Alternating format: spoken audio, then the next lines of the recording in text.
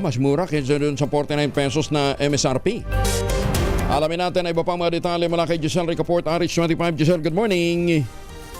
Good morning, Kuyang Angel. Mas mura yung imported na bigas dito sa Baclaran Market sa Parañaque City kumpara sa ilang naikot na nating mga pamilihan.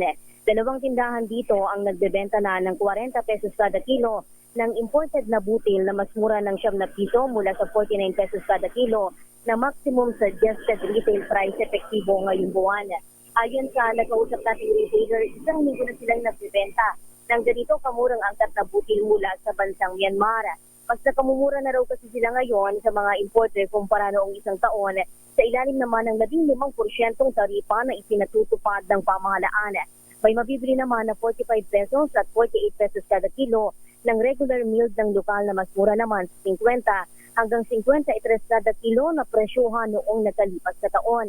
Habang ang lokal naman na well-milled ngayon, mayroon na ring 48 pesos kada kilo dito sa pamilyan na mas mura mula sa 49 hanggang 56 pesos kada kilo noong 2024. Ito si Giselle Ricaport para sa DZRH, una sa Pilipinas, una sa Pilipino. Maraming salamat, Giselle.